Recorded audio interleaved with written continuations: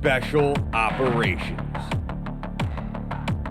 Covert Ops, Espionage, The Team House, with your hosts, Jack Murphy and David Park.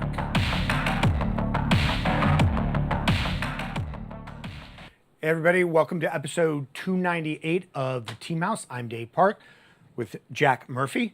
And tonight our special guest, Damone Brown, the author of Black People Can't Swim, a fantastic story about Damone's personal journey as a Special Forces. We're hearing some feedback on your end, Damone. Just mute. You might have the YouTube running in the background. Okay. Got it? Okay. But anyway, welcome, Damone. We really appreciate it. Thank you. It's a pleasure to be here. Anytime I have the opportunity to hang out with warriors, it's awesome. So I really consider it a privilege, and I'm happy to be here. Before we jump into it, I want to tell our listeners about Ketone IQ. I've been using this for a couple months now. It is a clean shot of energy with no sugar or caffeine. I like to take this thing if I have a long work day or before a workout.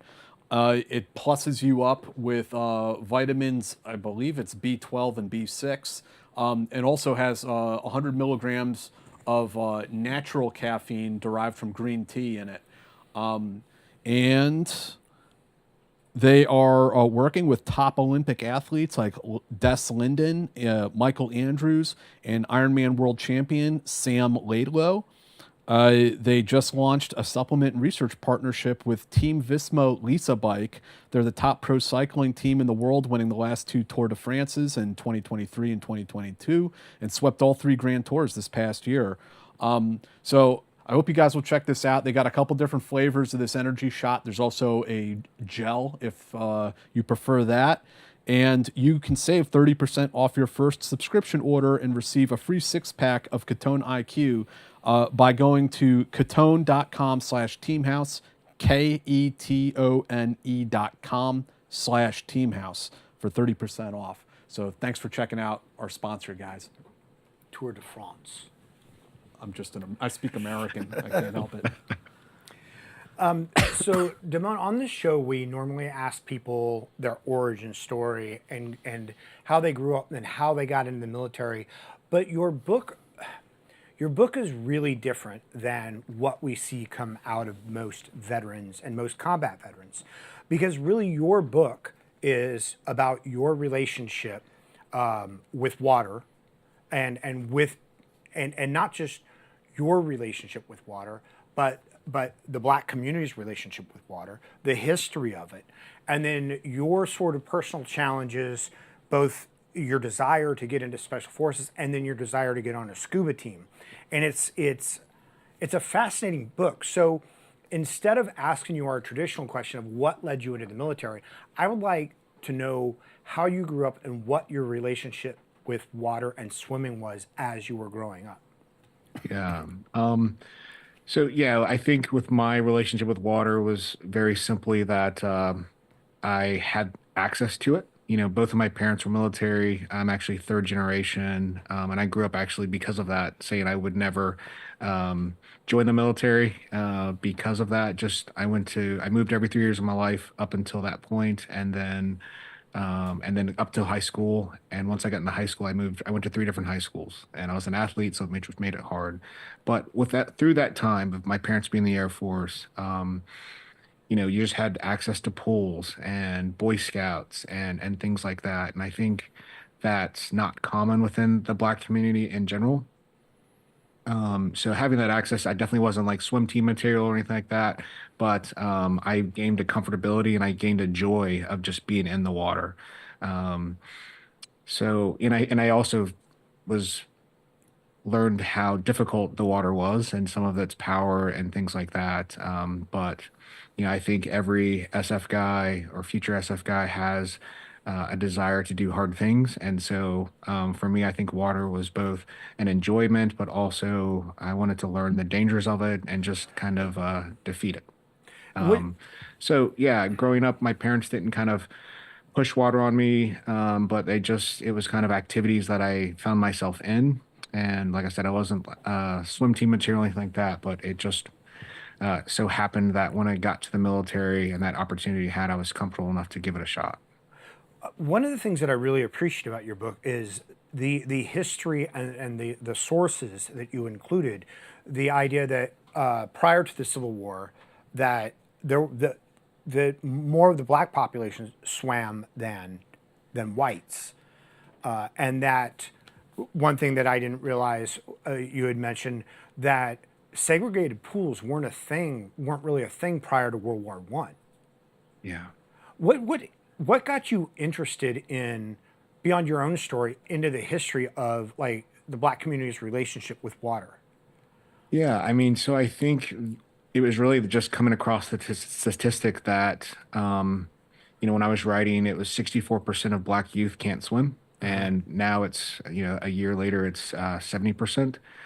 So just understanding that and then just thinking back, writing's a reflective activity. And so as I reflected, I did notice that I was kind of the only black guy in the water for a lot, most of my story, most of my childhood. So the question was why. And so I started doing some research and I think it's a matter of history that most people don't know. And being in the DC area, it was actually very interesting that a lot of the places that were segregated and things like that when it came to swimming were in the area I lived in. So I found that even more interesting where, they're the same named facilities and things like that. They've just expanded and they're doing a lot better. But yeah, it's a hard history to hear. But I think you alluded to kind of the 19th century, 80% of blacks were swimming at that point, as opposed to 20% of whites and other races and things like that. So it wasn't, I think, people laugh and question the title of the book, but that was something that I was kind of told, and it's a joke, but there is some truth in it. And I think that hopefully the book dispels the myth that blacks can't swim. It's mostly maybe they don't swim or things like that. And so it even goes into like females, black females often don't swim because they don't want to get their hair wet and things like that and messed up. But when I was in ranger school, guys are studs, they're crushing it the first week or so. And then you get to Victory Pond and you're asked to do a couple of swim exercises and you just see black people just tapping out. And again, it's not because they can't, but they haven't been exposed to it. Right. And it's a very big fear thing. And I think, in the book, there mentions like where fear kind of became instilled through slavery, but it also through black heritage. And because so many black people drowned, that became kind of the family mantra often was stay out of the water, you're going to drown and things like that. So yeah. You also, one of the things that I thought was interesting is, like in the facts that you were talking about, that cities and municipalities used to have community pools. And then after like desegregation, black families would go to those pools. But as more and more affluent people, and generally white people, started building private pools, that those municipalities started shutting down the public pools, which restricted access. Absolutely. Yeah. Right now, there's 10 million private pools, over 10 million private pools across the U.S., as opposed to about 300 public pools. And those are, in key areas. And so they cost money. And so sometimes it's a financial thing that people can't get into the pool. And if money's tight, then why would we, spend it on swimming type Right. of thing? But I also think that as people were trying to swim during the 50s after that desegregation, the pools weren't kept up. And so you had people being injured in pools that weren't kept up, whether they were, you know, they just dilapidated. They didn't have the chemicals and things like that because they couldn't afford it because people that were paying, admission were leaving. And so either they closed the pools totally by filling it in with cement, or they just left them and people were hopping in and stuff like that and drowning and so forth. About 2005, I remember when I just came back to visit my parents in the DC area, and over the summer, kids were jumping in the pools, hopping fences, but they couldn't swim. And so just every week it seemed like kids were drowning and it became an epidemic. So again, parents were still saying, stay out of the pool rather than, hey, let's get you swim lessons. Let's teach you how to swim. The message was stay out of the pool, stay out of the water. It's dangerous. And if I remember right, your parents, you had your first swim lessons around 5, correct? I did. I did. And that wasn't really a lesson. It was just like jump in the pool and try to swim to the other side type of thing Yeah. and try to test out. But so there was some fear in there, but I think even at a young age, I just had this thought that I just didn't want to be defeated by anything and I liked hard things. And so yeah, I think it was just the length of the pool and back, but it Yeah. was traumatic at the time. Now, I think an interesting point in your book is where all this leads to is not for you personally, but for black men and women now in the special operations community, is that swimming is often, or some sort of drown proofing, something like that, is generally a requirement to be in these units, and for good reasons a lot of times, Absolutely. because you never know what the environment is. You know, I would like to think, and I don't know, you can give your opinion. I would like to think that that these tests aren't put there as a barrier, an intentional barrier to the black community. It's just that, Because of the guys that drowned on D-Day. yeah, it's just that it's one of those important things. But because of that requirement, and because of like the black community's, you know, a kind of fear of water, that it's a major fear of theirs, and lack of experience around pools or swimming or whatever, that it becomes a barrier to Absolutely. you know, black people who may want to get into special operations. Absolutely. Yeah, I remember just being in Tucker Pool at Bragg, and we were doing, I think, a swim test for pre-ranger, and so they asked us to come along and support. And there was this kid that jumped in, and he had his BDUs on, and it really wasn't that big of a deal. Just swim to the other side, take your time. There's no time limit. Just get to the other side and come back. And he was immediately panicking, and I mean, you could stand up. It was 5 feet of water. He could stand up in it, but he's panicking and just couldn't make it 10 feet. We pulled him out, and he had like water wings on underneath his BDU tops and stuff like that. So I mean, the fear is real. Yeah. But definitely, I think that's an important part. It's not meant to be a barrier. And it's a hard thing. And even Colonel retired Alan Shoemate, I had dinner with him the other day, and he was sharing a story with me about one of his best friends. He was a solid dude in the 82nd, and black guy, and he's like, man, he was an infantry guy, and he's like, you got to go to ranger school. He's like, I can't swim. And so Shoemate obviously is a dive guy and said, I'll teach you. And so he took him alongside and started taking him to the pool first day. Started teaching him the combat swimmer stroke, and the guy just went straight to the bottom of the pool.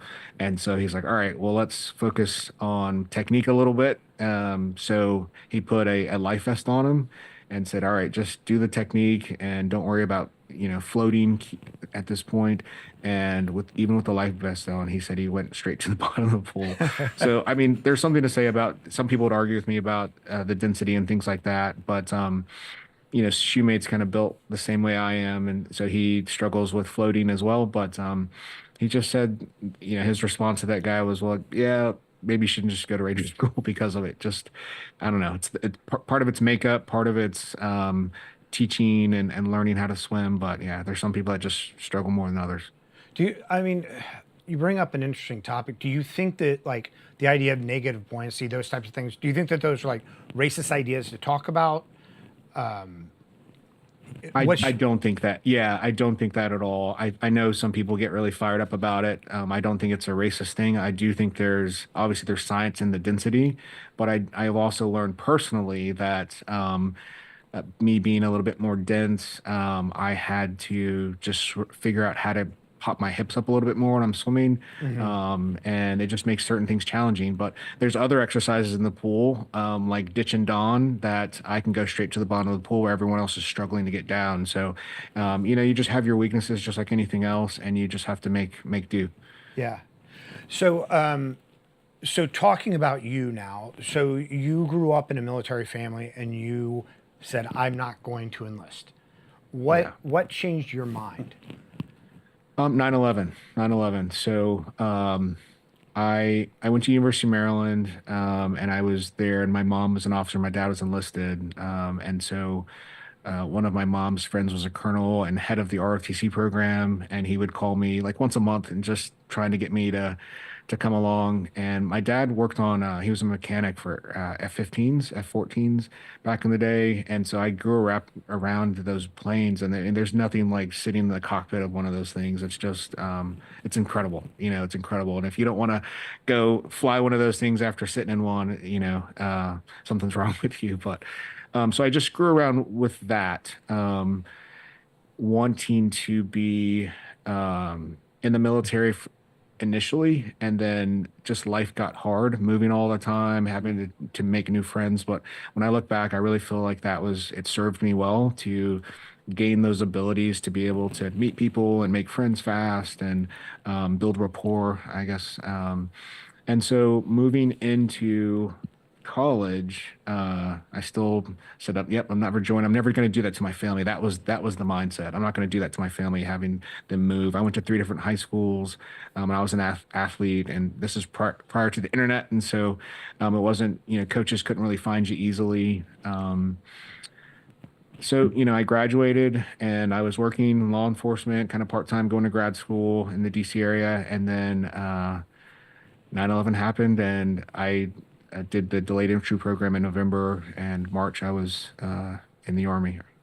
And if I recall right, your mom wasn't super happy about your decision, right? Absolutely not. So, one, I think because I had a college degree in my hand, and then I think so comparing, you've seen the difference between the lifestyles of an officer and enlisted. Why would you want to do that? And then the second thing was you've seen the great life that the Air Force has and the bases and the opportunities. And why would you pick the Army? But I don't know. I felt drawn to it, but my enlistment story is kind of funny.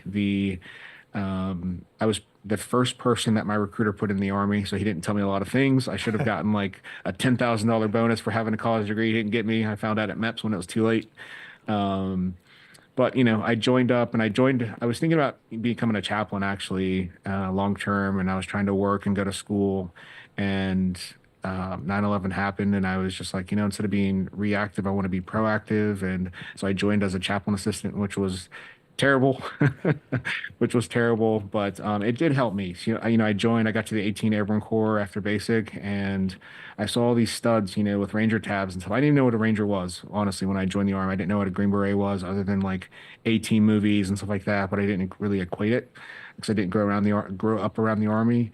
But I did have this fire inside of me that I'm like, man, let me just see if I can hang with that guy. And 12-mile ruck marches and stuff like that, they're running. I'm like, I'm gonna run too, and I just felt that I could hang with them. So I got really lucky. My first boss that I worked for was had a Ranger tab as a chaplain assistant. He was the head of I guess the chaplains on Fort Bragg, chaplain assistant on Fort Bragg, and he also had a scuba bubble. And I was like, hey, I want to go to Ranger school. And back then, soft skilled MOSs couldn't go. And so he's like, oh, work for me for a year, and I'll send you to Ranger Battalion. You can go to Ranger school. And finally, he just decided to send me to 7th Group as a support guy. And there's a guy named Conrad Fernandez, Sergeant Major Fernandez, who became a great friend of mine, mentor, and just pushed me along and kind of encouraged me and said I had what it took, and taught me some land nav and sent me to selection, and kind of the rest was history. So let's talk about that, because one of the things that I appreciate about your book is you're very open about, I don't want to say your failures, because they're not failures, right? The only failure is the one you choose to accept. But the times that you didn't quite make what you wanted, and questioned yourself and met yourself and decided who you wanted to be. And SFAS was the first time that happened, right? Yeah. Yeah. I mean, I think I guess one of the concepts in the book is failure's not final. And I was an arrogant person inside. Outwardly, if you met me, like most of the comments were man, that's a humble guy. That's a nice guy. He's real kind and things like that. But inside, I was just an arrogant guy. I was a Division I athlete and things like that. And so, um, getting to the military, I kind of carried that same. You have to have a little bit of that, Yeah, sure. swagger in you and confidence. But yeah, it was inside of me. And I think from a spiritual perspective, I think I needed to be humbled a little bit. And so I was, in my opinion, crushing selection. When you got to the star course, they say if you've gotten to 2 points by the time the sun comes up, you're doing well. I had three before the sun came up, and so I probably had 6 hours or so to get to my fourth point, and I saw this little light, the Kim light, and I'm like, there it is. Put my compass away, got arrogant, and went into this draw and got beat up, and came out of it after 30 minutes or so, and pushed. I ended up off the map. So I'm trying to do like crossroad reorientation and stuff like that, and I can't do it if it's not on the map. You can't find the roads. So and then it just gets worse after that. So you go out the second day and you're already beat up, and so yeah, I didn't make it, and I had to go back. But I'm thankful. Looking back, I'm thankful I needed those things both from a humility standpoint, but also from a learning standpoint. I wasn't an infantry guy.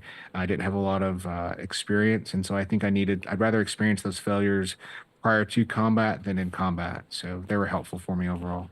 The book's interesting because it's like 6/10 your story, 1/10 history, 1/10 devotional, and Yeah. 1/10 like self-help in a way. With these ideas of what do you call them at the end of the chapter? Applications. Applications, yes, Yeah. for the lessons learned. Also, you draw on your faith a lot. Actually, using it like during some of the scuba stuff as a meditation in a lot of ways.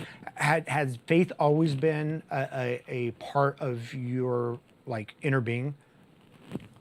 Sort of. I grew up around it. My parents encouraged it, but I grew up just kind of, it was what we would call like a legalistic type of thing. You just do this because you're supposed to. That doesn't work. You have to kind of experience it, and it has to become a personal thing for you. So when I got to college, I just did my own thing, and you know, I felt I was doing my own thing and seemingly happy, but I did feel kind of empty. And then after college, I had achieved basically what I was supposed to. I grew up wanting to be an athlete. I did that. I grew up wanting to get a job after college. I did that. And so now what? And so I just felt a little bit empty, and I needed some challenging, but that was one of the things that I went back to. And it became personal for me. And I really feel as I was in the army, that helped me navigate. And I think I was a better warrior because of my faith. Not that you have to have it, but you know, even after the army, there's lots of guys that are struggling, and I think the army focuses generally on emotional, social, and physical kind of wellness.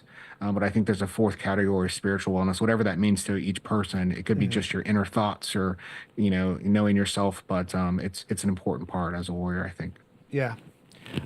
So what happened? Here you are, this Division I athlete, crushing it, and you don't, crush an SFAS, and then you don't make it through your first time. Where does that put you? It's hard, because going into SFAS, and it wasn't a black thing or anything like that, but people told me I couldn't do it, and it was other like leadership ahead of me as chaplain assistants. It's just not what people did, and especially, from that realm.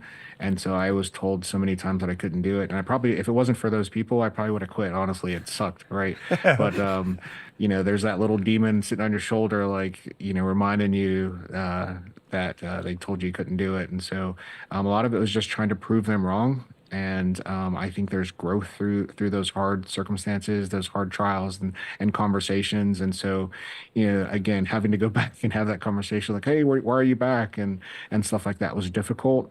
But I went to the very next SFAS class, and I didn't do any more training. I just went, and I had a belief in myself and a confidence, and so I was lucky enough to make it. And then you crushed it. Maybe. So after SFAS, what happened for you then?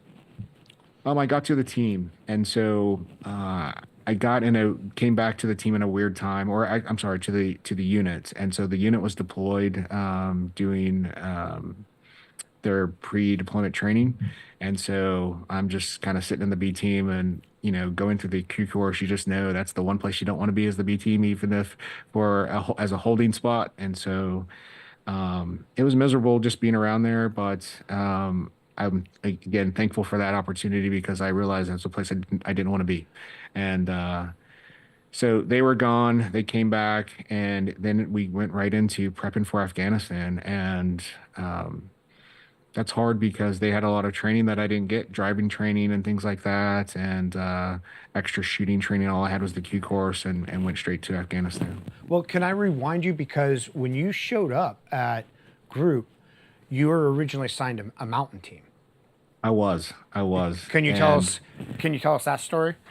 Yeah, so I mean, it was a unique time because they were building, Seventh Group was building up for their fourth battalion. This was the beginning of that, and we wanted to ramp up for Afghanistan and those deployments, getting involved in OEF, and so yeah, they were just going to build up the fourth team. So any team I went on, I did the math, I would have been the third Charlie, and so I figured, why can't I go on the team I want to go on? And I mean, so I guess comparing swimming and being on a mountain, when's the last time you saw a black guy in the pool? When's the last time you saw a black guy on the mountain? So, right.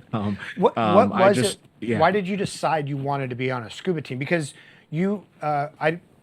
was it your first sergeant or sergeant major who you went into his office? Because of people telling you couldn't do it. It was a sergeant major. No, we hadn't gotten to that point yet. Yeah. But it was a sergeant major, and but there was a captain in there that had gone to dive school. I just saw him, like, he was really meticulous with his gear, and he would, on his lunch breaks, he'd go to the pool and stuff like that. And I was just intrigued, and I'd always heard that was hard. And I think when I was coming into the Army, I saw like a commercial. It was probably the Navy SEALs or something like that, and I was like, whatever that is, I'm never going to doing that, And then there's another commercial. I think it was a documentary I was watching, and it was SEER School. I'm like, I'm never doing that either. But just as I learned to conquer some things, I think my appetite just got bigger, and I wanted to do something else hard. And so yeah, it was kind of that vision kind of put into the back of my head, and I decided to ask. So here you are. You're an E5 at the time, right? Newly to the group. I was an E5, yeah. And the sergeant major tells you, when you in process, the sergeant major tells you you're going to a mountain team. You think about it. You're like, oh, I think the scuba teams look harder. That's what I want to do. What was his response when an E5 marched into his office and told him that's what you wanted to do? Yeah, he was pissed. So, I mean, not just was an E5, I was E5 with 2 years in the Army. Right. So yeah, he was pissed. Who is this guy questioning me? And I told you to go to the mountain team, but I tried to go in there with a humble heart. I knew what the response would be, but I think he thought I was an idiot. Like, who is this idiot asking to go? Nobody asked to go to the scuba team. So I was like, he asked me, do you know what you're asking for? I said, absolutely. And he said, well, I'd get his permission after kind of coercing him a little bit. And then the other response was, the team has to let you on the team. And so what happened when you went to 775, who you had heard were the studs, right? Studs. What happened when you went there and knocked on their door and said you want to be part of the team? Well, I knew one guy on the team. So he was like cadre during the Q course at some point, where, not cadre, but he was like a couple of phases ahead of me. So I got to know him a little bit, and so familiar face. And so, I saw him. That gave me a little bit of comfort, but it didn't really matter. So I knocked on the door, saw another guy that was an E5, and asked him. He's like, you need to talk to the team sergeant. So shut the door. Team sergeant answered. He's like, what do you want? And I, tried to humbly ask. And he's like, just looked at me and said, you want to go to the dive team? You know what you're asking? I said, yes. And then he's like, black people can't swim, slams it on my face. So that's where the title of the book comes from. But it's again, I always try to make sure people know it's not a racist thing. I think any person that has been in SF knows that if I were super tall, then they would have picked on that. If I were short, they would have picked on that. They try to find your weaknesses or your difference, and they will dig in it. And if it bothers you, then you're not cut out for it. Right. So, yeah. Yeah. I mean, that's true anywhere. It's true in Ranger Battalion. It's like, first off, the guys smell that sensitivity. I don't want to say weakness, but like sensitivity. Yeah. Yeah. You know, like it's blood in the water. And if you give into it, if you can't roll with it or play along with it or whatever, then they're always on it, no matter what it is. Damone, I would like to ask, since we're on that topic, there is a perception, I think a false perception, but within the minority community, I've had soldiers tell me this, that they perceive special operations as being like this white boys club that they're not welcome in. And it's been a conversation going all the way back to the 90s at least, like how come we don't have more people of color in the special operations community? Yeah. Rather than listen to an idiot like me opine on this, I'd love to hear your point of view and your observations. You know, could we do a better job with recruiting and reaching out to some of the minority communities? I mean, what do you see as being the issue there? I think that, when I came in 2002, 2% of SF was black, right? And so the question is why. That's a fact. So the question is why. And when I think about that, I would just put it into two things. It's access and opportunity. And so for me, I was surrounded by people by happenstance that just like put their arm around me and patted me on the back and said, hey, they shared a vision. They helped craft the vision for me. So I saw it as a possibility. And I think other people look at it from the outside. You know, I was a Boy Scout growing up. I was in the pool, things like that. And so I like the outdoors generally. But even going back to selection, 500 something class and maybe, I don't know, 50 black guys in there, and you'll have a handful of people graduate. But it's when you're doing all the stuff, the land nav and all that stuff during the day. But as soon as you start doing some of those night iterations, it's uncomfortable. And it's uncomfortable because they haven't had the opportunity often to practice that on their own. And so I think there's a fear point of there. And so it's inexperience. But yeah, it's not because, and I tried to make that clear in the book. My failures and things like that weren't because someone was trying to badge protect me or tab protect me and things like that, but it was just failure. It's simple as that. It's failure. And so I think you asked what can we do better. I think you'd have to start in high school and getting people in the pool or getting people to orienteering and getting kids in Boy Scouts or things like that to know that it's possible. So I think like me, many people come into the Army and don't even know what a Ranger is. So I remember coming back to Maryland when I graduated basic training. I had my or airborne school. I had my red beret on, and people like, "Hey, there's a Ranger." I'm like, "Not a Ranger," So it's people just don't know, and it's kind of an ignorance thing. So I think just education. It starts with education and then experience, and then opportunity would be my three things to help. I know bridge that gap. I can't remember if it was Craig or Jason. I can't remember who it was, but we had on a black CIA officer one time who, when he was in college, there was a CIA recruitment booth, and the recruiter was actually a black man, but he walked up and basically, the guy gave him his pitch. He goes, "Well, they don't want me." And he's like, "Well, don't self-select." Do you feel like there's a lot of self-selection going on because of an impression of what they want? Absolutely. And that's one of the reasons why I just wrote the book a little bit is there's nothing special about me, right? I just happen to be, that's the color of my skin, happen to have become a combat diver. But the hope is that getting the story out shows people that it's possible. And that I think when something's possible, when you look around, it's kind of awkward. You look around and there's no one that looks like you, so it's uncomfortable. But if you can just not self-select, like you said, and really have a vision for your life and a desire, and I think sometimes you have to have a coach and someone pushing you, saying, "Hey, you can do this. It is possible." So I think it's important for me. I had when I did get in the Army, I had people that I looked up to that, you could just see that it was possible, and I'm like, man, I want to be like that dude, And I think there's power in that. There's a lot of power in that. Yeah. So you do get on to 775, like they take you. How did you magic your way, onto the team? Because they were full, right? They were full like Yeah. most of the other teams.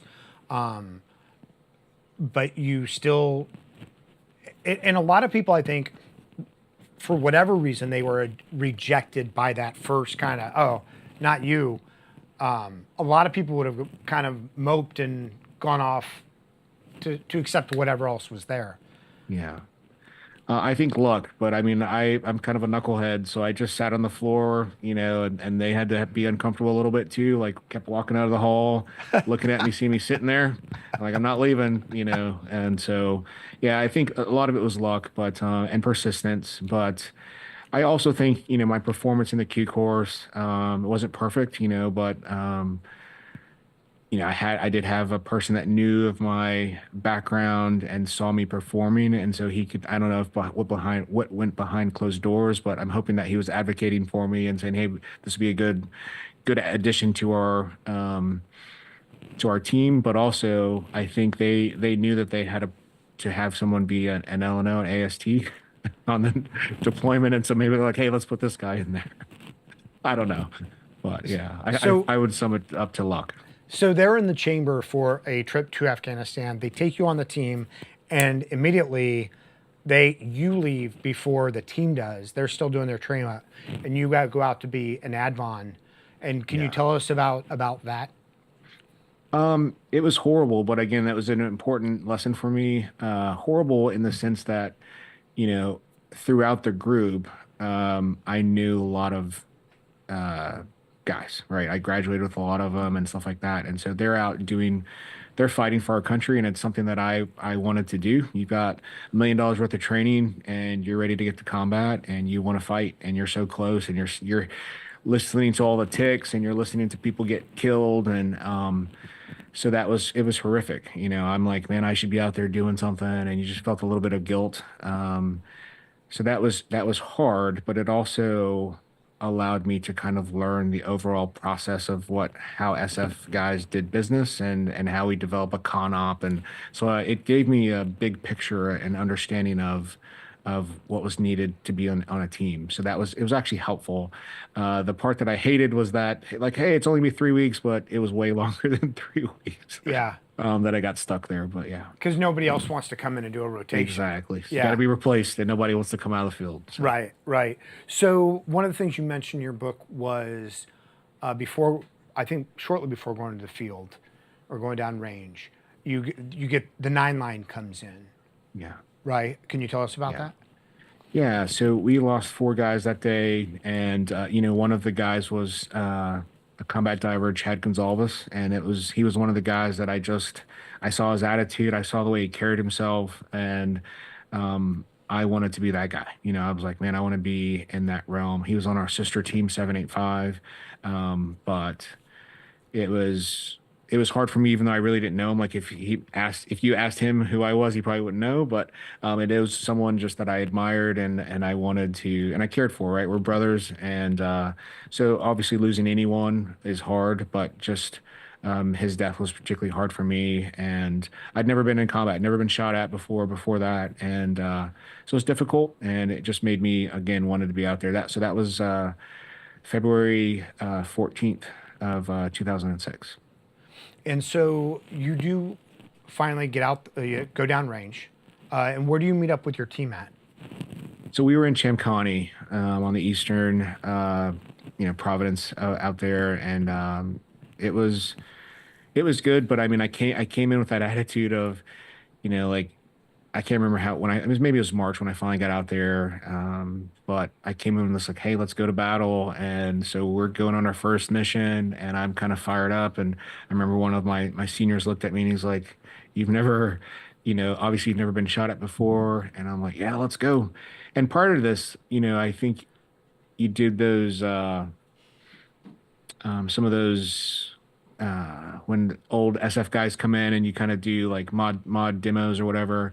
And so we'd done a few of those, and those there was a group of guys that had been trained and never really gone to war. So like, oh, you guys are the lucky ones and things like that. And so I carried that mindset too, like I get to do this. And I was ready to go. And he was absolutely right though. It's something I begged for. I wanted to use my skills. But that time, that first bullet zooms past your head, whizzes past your head. It's not something you keep asking for. Yeah. And so how was that, the rest of that deployment for you? It was good, but I still I wasn't trained. The Q course, when I graduated the Q course, one of my mentors was like, "Hey, great job, congratulations. Now the real work begins." And so that's just kind of a baseline as the Q course, but there's so much more training and learning and becoming good at what you do, that has to go on. And so they had come out from a several week PMT that I didn't have. And so one of the things was like a driving school. And so like, hey, you're now the driver. I'm like, what in the world? So it's terrifying, but you just have to learn, ask questions, not be afraid to ask questions, and try not to get people killed. That was really my mindset, is just do the best I possibly can, do my job, and learn from other people. And so I asked as many questions as I can, and I, got up early, went to bed late. And the other thing you mentioned, which I thought was interesting, is here you are, you have your long tab, you have, the fancy French green hat, and you're on this team, and yet this is a dive team. And even though you're not in your water, even though diving has nothing to do with this mission, for them, dive school was really a dividing part. And so you were with the team, but you weren't really on the team yet. Absolutely. Absolutely. Yeah. There's, we did some great things in that combat, in that tour, and we come back, and well, what we heard, there was three of us on the team that didn't have our bubbles, and it didn't matter. Like, it's like, hey, you guys are like on loan to us, and when we get back here, do your job here, but when you get back, you're not on this team. And when you get back, then that's when we'll decide if you're going to be on this team or not. And so we were on loan to them, and they treated us as such, and I think that's good. There was a hunger on that. There's lack of comfortability. But I think from a mental perspective, it's a little bit difficult too. You're expecting some more camaraderie, but they don't let you get so close because you weren't part of the team. And I think 775 as a whole, historically within Seventh Group, has been a great team throughout the history of Seventh Group. And so I knew that the history of the team, and I really felt it as a privilege. And to me, it really got the desire deep inside of me to really want to be established on the team later on. Yeah. So, so you guys do the deployment. Are there any things about that deployment that you want to talk about?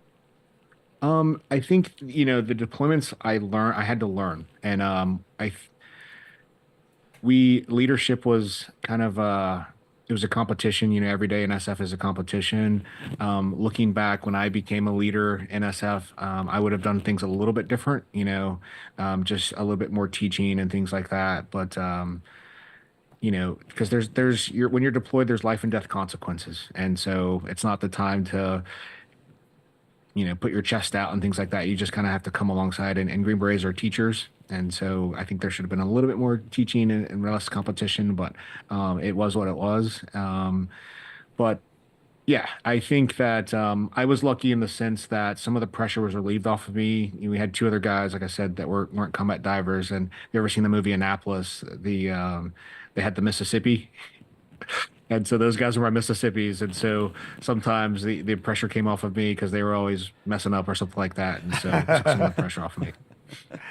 Damone, I'm really sorry. We just need to give a quick shout out to our second sponsor tonight.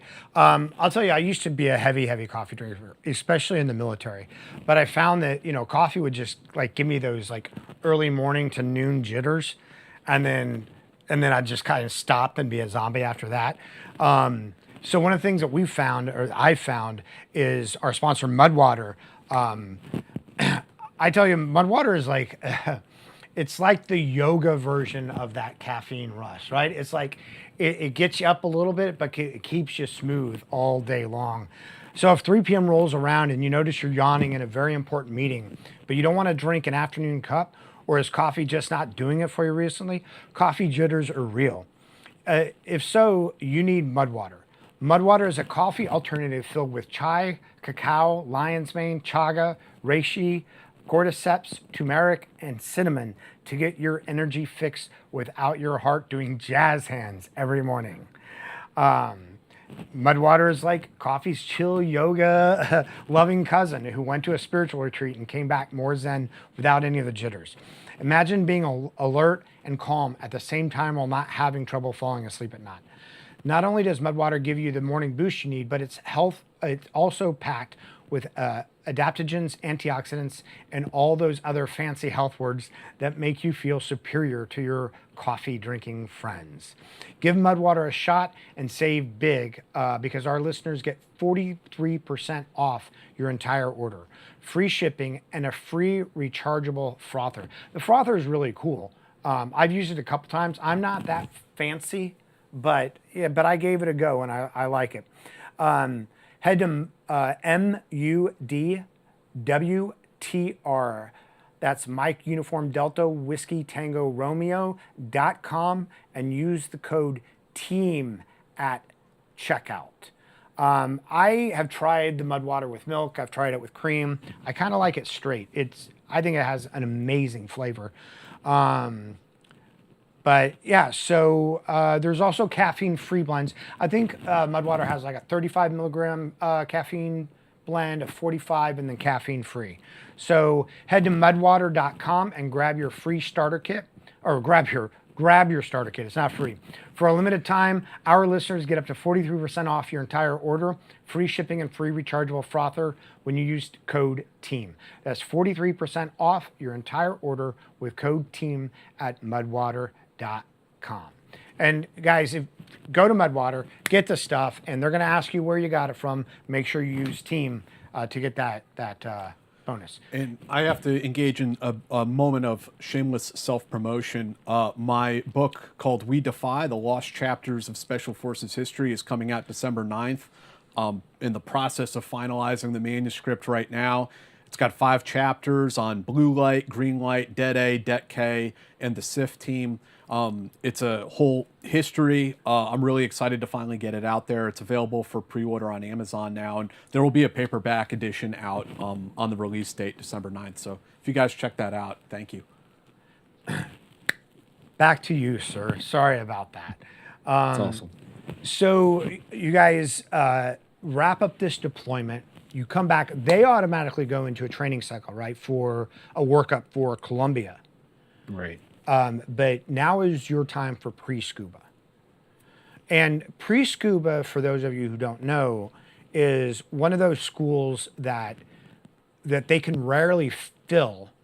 And like a lot of times, like Rangers don't have a scuba mission, but a lot of time Rangers, from Ranger Battalion end up going to pre-scuba or scuba because there are extra slots available. It is both pre-scuba and scuba, combat scuba, they're probably 2 of the hardest courses, most physically taxing courses in the Army. So what are you doing to prep for pre-scuba, or you get back from your deployment and it's just go time for you? Yeah, I mean, we were prepping in Afghanistan. So, I mean, obviously I was the Charlie, and so we were trying to be creative, and we were thinking of things like digging a hole and making fill it with water and things like that, while we were deployed. But basically we just did a lot of running and flutter kicks. So coming back, we were prepped for it, and just went straight into maybe doing your inventory and stuff like that. And then it was all about pre-scuba. It was our guys that led my pre-scuba, which is painful. Maybe it would have been better if I would have went somewhere else, but yeah, instead of the 9-foot part of the pool, we found ourselves often in the 12-foot. Like, if you can do it in the 12 feet, you can do it in 9. So it was tough, especially they know us, they know your weaknesses, and every day you wanted to quit, but you just keep pushing through. But yeah, I'm thankful for just that opportunity. It was, when I look back, it's awesome. I wish I could go back and do some of those things again, but yeah, it's good times. So what Can you give us a brief overview of pre-scuba, why it's so hard, what some of the events are like? So one of the events is drown proofing.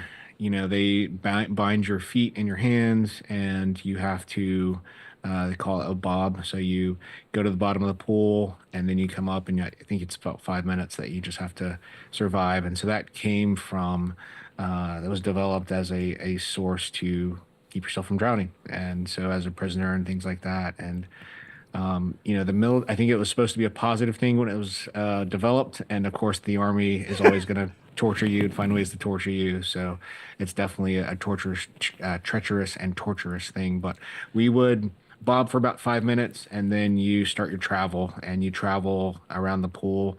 So it's Olympic-sized pool. You have to do 2 laps, and then you come back, and so they call that floating or whatever. But different parts are harder for other people during that exercise. And again, it's scuba school is really about finding your source of panic and eliminating it, and you have to face it, and so there's lots of opportunities to panic, and you just have to fight through it. But yeah, it was great. It was great. One of I think it was actually in the scuba school chapter, but one of the sources that you mentioned was the idea of the blue mind. Can you tell us what that is? Yeah. So within the blue mind, it's a point of peace. So if you're there's a reason why people retire and want to move to Florida, move to California, and be around the beach. And so I think there's 2 areas. It's one, the physical portion of the water where you're floating, and there's just you're able to relax. And so I know there's people that go to like salt pools now and turn the lights out, and you just kind of float as a source of recovery.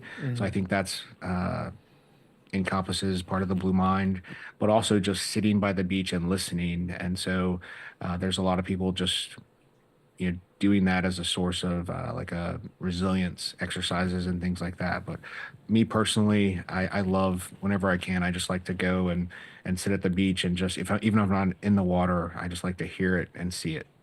Were you at any point during the pre-scuba or scuba process, do you feel that you were able to develop sort of that sense of peace in the water?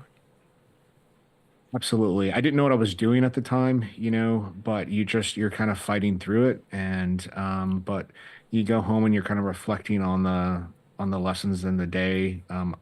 You do have to get yourself to that peace. And if you can't get to peace in the water, then you will panic, and so that's what it's caused. And I know, there's my best friend died in the pool at scuba school back in the day in 2009, Mark Meyerson, and and he was a stud. But with that happening, it's difficult, and so you just kind of have to persevere, I think, and I don't know. Yeah. So, so your first go, or I'm sorry, I don't remember if it was pre-scuba or scuba. So did you make it through pre-scuba your first time? I failed. I You failed. failed, and it was doing, something very simple, to the point where, Sergeant Major Bill Houston was the sergeant major at the time, and he asked me like, "Did you fail this on purpose?"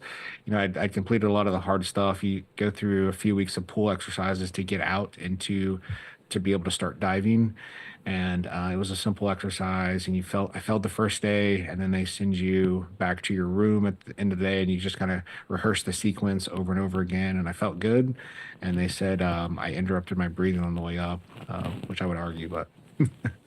But yeah, I think my failure was important because I've been in situations, Colombia, training with the Colombian Navy SEALs, the Mexican Navy SEALs, where sometimes they're less experienced divers, and they've put us in some really hairy positions.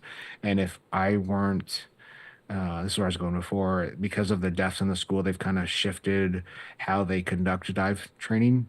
So it's less of the you get there, and I think now you're testing out mostly. It's a little less of the hard part. You're supposed to have that kind of locked in before you get there, but I think it's necessary. I really do think it's necessary. I've been in situations where if it weren't for my ability to be calm, that person would have died, and I probably would have died too.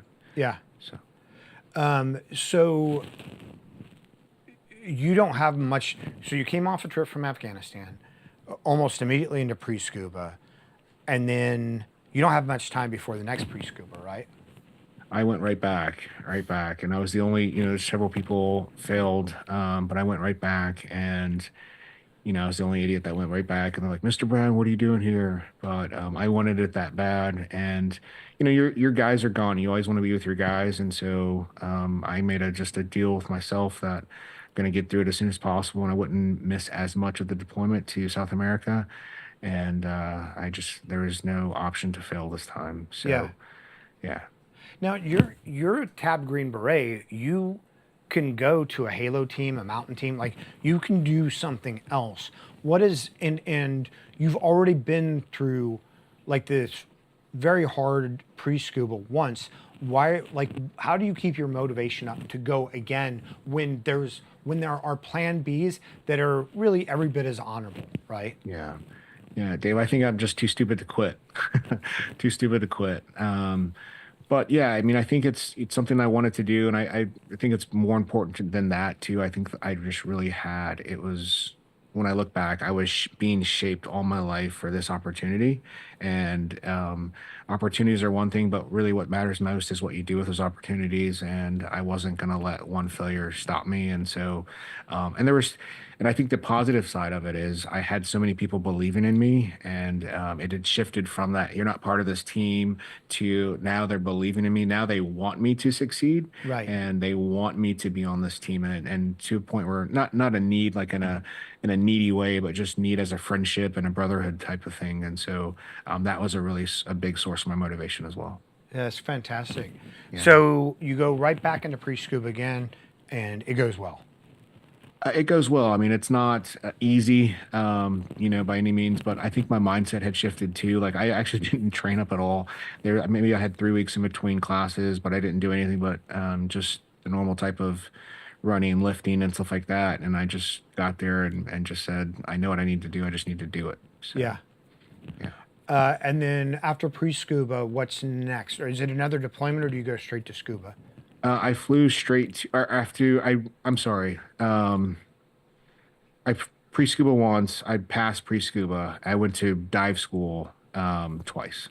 I'm sorry about that. Okay, So okay. After dive school twice, I went to Colombia to Okay. catch up with the team. Okay, that's what I could remember. So you make it through pre-scuba, you go to Key West, and go through scuba, and you do all the hard stuff, the drown proofing, shark week, all that stuff, Yeah. and then you fail on a procedural thing. Yeah, absolutely.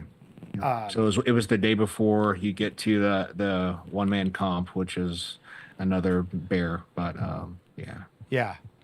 And so you turn around, you go right back to scuba. And how now you're standing up there and they're awarding the bubbles, right? You're getting your blood bubble. Like, how does that feel for you? Absolutely amazing. Absolutely amazing. And I always just think, like, I can't believe I'm a part of this group of people, and I think that's one, going back to, how do we get more blacks in the special operations community? I think understanding the significance and the opportunity it is. So I understood that very deeply. And so I was just in awe, but I felt like I earned it. I wasn't given it, which is important. I felt like I earned it. And I was able to join a great brotherhood it's been 20 years and I'm still close with all of those guys and get together with them regularly. Damone, if we could take just a moment to explain to some of the civilians out there about the combat diver capability and what a combat dive team is in special forces, why this capability matters. I mean, there are heretics out there, I know it's hard to believe, that don't think we should even have an airborne capability anymore. Yeah. I don't get it. But could you explain why the combat diver capability is important and what these teams do? Yeah, I think it's super important. One, because we continue to develop. So it's not like we're using tactics from Vietnam still. It's you continue to learn and you continue to study the enemy, and you say, "Hey, this is how we can develop this." So even since my time graduating school, the combat diver techniques have developed, but it really is just a source of infiltration. So it's the way Hmm. to get to battle. And it's a unique way. And so, as missions are presented, they come up and say what team has the capability that's needed, and whether it's Halo, whether it's just regular, airborne op or driving or whatever it is, you still always have to have that water capability, especially understanding who our enemies are and where they're located. So. And you guys also spend quite a bit of time training, as you mentioned earlier, our host nation partners how to use these capabilities as well, right? Absolutely. It's FID, so Foreign Internal Defense, and we are training those partner nations so that they can fight on their behalf, and we're helping our country by kind of keeping their enemies at bay. We're helping ourselves, and so I think it's an important mission, and we've been doing it for a very long time, and I think we're very good at it. So, also, can you maybe people have heard about like the blood wings or the blood bubble, but can you tell people what that ceremony is?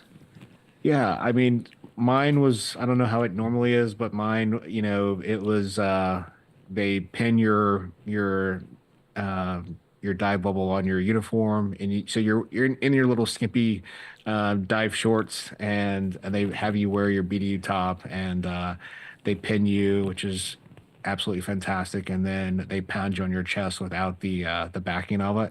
And so that would be fine if it were just once, but there's like six cadre in line, Right. and every one of them pulls it out and puts it back in and pounds your chest again. So you just throw that uniform away when you're done, that blouse. So yeah, Yeah. but it's a tradition. No one's like running from it. It's you love that little tattoo on your chest for sure. Yeah. So you graduate, your team is already in Colombia, you go down there.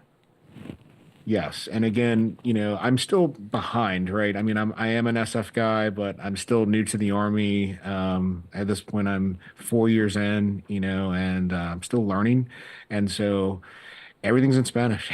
And so I had a team sergeant whose first language is Spanish, and it's Colombia is a weird area because looking at the Americans, even though that they can barely speak English, their first language is Spanish, and so they're calling them gringos and stuff like that from their stature and from their dialect. The words are a little bit different, and so it's different. But yeah, I got thrown into the mix, and I literally got there, and my senior was like, "You're teaching this course," and so I go up, and we're training their SWAT team, I think. Colombian SWAT team, and we're training them on demo, and we're doing tree cutting charges, and everyone's got their phones out and stuff like that, taking pictures. I'm like, what is going on? And I literally walk in and just boom, and I just get like splattered with splinters all over me, and so I'm like, we've got to stop. Like we've got to get some rules and stuff like that going on, but it's hard because it's dangerous. You're working with C4 and lots of explosives, but you're doing it in a different language, and so um, I didn't appreciate it at the time. But you're forced to learn Spanish, and you're forced to speak it, and you also it's not just the language, but you have to learn the culture, and that's a big part of it. You can be a great Spanish speaker, but if you don't know the culture, you're not going to get through to the soldiers, and that's really important. So some of it's kind of like that inspiring those guys to want to fight for themselves and fight for their own country, and really encouraging them to become warriors and want to become warriors too. Yeah, that's great. And so after that deployment, what was next for you? So after we came back, we did a little train up, and we went right back to Afghanistan. So I was gone a lot. At some point, I got married, and we were supposed to go on. No, I'm sorry. I'd gotten married when my best friend had was killed, and in the dive school, and we were supposed to go on our honeymoon, and our unit said, hey, take like 2 months off and stuff like that. And we got married on a Friday early, and it was a Fort Bragg number. I'm thinking it's my buddy's calling to say congratulations. And like, where are you at? I'm like, Raleigh. We're flying out tomorrow, going to the Caribbean and stuff like that. Like, no, you're not. Get back here. And so prior to that, I had my wife's dad was in the army, and so we were introduced, and she's telling me like, I don't know why we're dating because I'm not going to marry an army guy. You guys are gone all the time. Like, oh, my job's different. I'm only gone for 3 months. Trust me, it's fine. By the time you miss me, I'll be back. So I convince her. I trick her into marrying me, and we it seemed great. Everything was going great, and then tell me to get back to Bragg, and so 48 hours later, I was in Afghanistan, and just getting married, and supposed to be three. It's supposed to be 6 months initially, and I'm sorry, it's supposed to be three. Went to 6, went to 8, and then finally 10 months, which is absolutely insane. And so every time too, I'm calling her up and telling like, hey, it's just a week late. I'll be home soon, and she's like telling her job that you can't have to take off on this date because I have to pick my husband up. I'm like, how many times is your husband going to redeploy? And so it was a catastrophe. But her mom helped her through it a little bit, and that's when I knew she was a keeper for sure. Yeah. Putting up That's with that fantastic. nonsense. Are there anything you want to talk about from that trip? I mean, that trip was good. I started to get better, right? I learned the operation better. We were training more. I think when you become a teacher, so going back to Colombia, you understand your job better. You have to understand your job better. Hmm. And so I think I was a better warrior the second time. I was more confident in my own skills. I was starting to become a better leader as well. And yeah, I was just thankful for the opportunity. So I was still on 775. We finished that trip and came back, and then it was basically my time to go to the schoolhouse. And there was a unique opportunity there. They had no one knew what the dog program was, the multi-purpose canine program was, but they just asked for volunteers, and I think I was on vacation or something. So I came back and my name's on the board for dog training. I'm like, what is this? And again, it's one of those things nobody else wanted to do it. I wasn't there, so I got voluntold to do it. But I did have a special affection for dogs, and so my only thought was like, will I still be part of my team? It's either go to the schoolhouse or pick up this capability. And they said, well, we really don't know. They told me I would be part of the team, but they lied.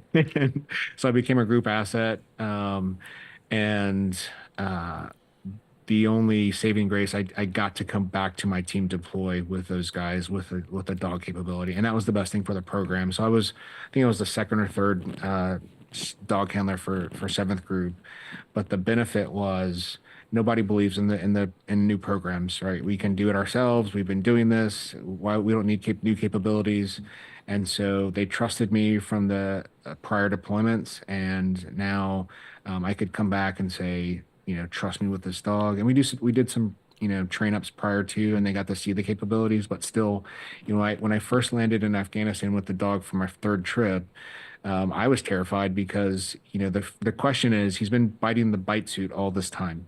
Is he really going to bite for real? And they're phenomenal dogs, but you have to answer that question. You don't know. And so that was kind of in the back of my head. And then the other capability, or the other misnomer, was that he wouldn't walk on. It was so hot. We deployed as like July. He wouldn't walk on the cement. And so I'm like, what did I get myself into? He's going to get people killed, and it was just kind of crazy. But we just gave him a time to acclimate, and they acclimated within like 2 or 3 weeks. And soon, I don't know how I did. I mean, I had a German Shepherd, and he was just phenomenal. I don't know. I mean, to sniff for explosive, they hyperventilate, and you've got this German Shepherd in 115-degree heat that's hyperventilating, and he'll do it for hours, and it was just incredible. So that was another privilege that I had, but I loved it. It's fantastic. There was a vignette in here also about like either a black person or the black community's relationship with dogs also. Yeah, absolutely. So I mean, there's if you look at back in like the civil rights movement and things Yeah. like that, all the pictures you see are just like black people kind of afraid and backing up. But the police use dogs as a not only as a threat, but they let them go. And so when I was in college, I did some security work, and I was at this nursing home as a security guard, and there was this guy. He had to be in his 80s or 90s, but he was terrified. He was really slick, would always try to sneak out the door when big groups would come in and things like that. And I just heard people, the nurses would be like, Mr. P, they called him. They said, Mr. P, those dogs are outside. And he like, those dogs are outside. And he'd go straight back to his room. He was terrified, Yeah. terrified. So, again, that was just another opportunity for me to like, dogs aren't a bad thing. Yeah, it's a great capability. Yeah, that's fascinating. And so, did you stay? Did you stay in that program? Like, how was that feeder program? And once you were assigned a canine, was that yours for the rest of the time that you were operational? I will. It was. We were. I mean, we were testing. The first deployment was a test. We had not deployed with dogs before, and the reason the dog program came about was that uh, they came about because we were deploying with like MPs and things like that, and we would do missions, and either the dog would quit or the handler would quit, just because they weren't trained for that type of terrain or the weather, or they were terrified of what we were getting into. And so the idea was to take Green Berets that could have a dog and come back to the unit and train with the teams and everyone be on the same page. So yeah, I got to stay with the program and with that dog. Luckily, he did a great job. He kind of became a little famous. He was a solid dude, and saved a lot of lives. So it was awesome. That's fantastic. Any particular stories from your first deployment as a canine handler that you want to talk about, or anything? Yeah, I mean, so his name was Argus. He was, if you look back, he was a Schutzen 3, so that's in the European realm. That's like the highest you can get, and most dogs don't get to that level. I think sometimes in the Europe, at least historically, one reason why European dogs are so great is that from birth, they pick one or two dogs and they're like, all right, these are the dogs that are going to make it, that are solid, and they put the other ones down. And so there's, I think the US, we overbreed a lot of dogs and things like that. But they're very strict on their breeding and survival rates, I guess, of their dogs. But he was very well trained. So he was trained in protection, not really explosives, of course, but um, tracking and things like that. And then you just want to have the drive. So he had phenomenal drive, and then we used that drive to teach him to hunt for explosives.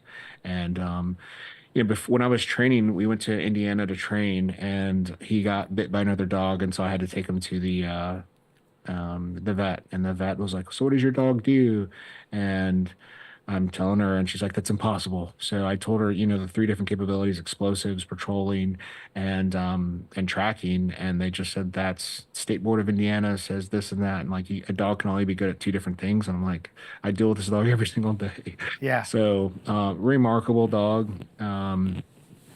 Wasn't afraid of anything, but we want them to be strong and social, right? So you don't want them to just, if you're on a mission and you're driving an hour to get to the objective and the dog is just going nuts, wanting to bite people, by the time you get to the objective, he's too tired. He's tired himself out. He's not going to work.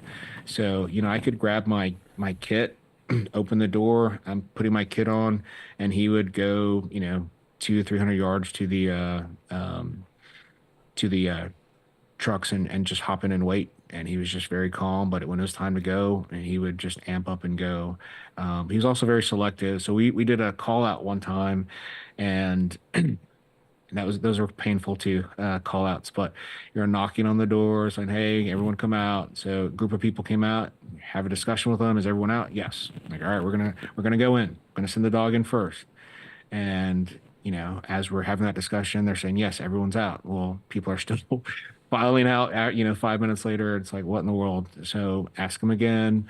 Yes, everyone's out. So we stack on the door, send the dog in, first room. there's, once I send the dog, I have to take care of my responsibilities, and he does what he does. And I just corner my eye, I'm like interested to see what he's doing. And he jumps on this bed, and I just saw like it looks like a body. I couldn't really tell, but he jumps in and rips this blanket off, and it's, probably an 8-year-old kid sleeping. And I'm like, man, this kid's gonna get lit up. And he just sat and barked, And so I don't know how he just made that decision, but he just barked and alerted. So he cleared, and then was able to grab the guy and take him out. So had the conversation again, hey, what's going on? Here, does this kid belong to anybody? So we go back in, clear the first room again, get to the second room, and there's this bassinet hanging from the ceiling. And I just remember again, corner of my eye, and I'm like, oh, this is gonna be bad. And he jumps up, and I'm like, he's gonna light him up. And it was like a 6-month-old baby sitting in this bassinet hanging from this mud roof, and he's just barking, which he never does. He's not a barker, and he just alerts. So we clear that room and then grab this baby. Like, who left their baby in the house? And so, just phenomenal things like that. And another mission, I was pretty pissed off because we went to this village. We were clearing villages, and we went to this village, and we heard on the radios chatter that we missed. They were hiding underground, and so they were like kind of mocking us, saying they missed us. And so I took it personally because I was one of the ones searching with the dog, and my dog was alerting. So anytime a dog, I would say, messes up, it's not the dog's fault, it's the handler's fault. And so he was kind of alerting me, but it didn't make sense. We're looking, we're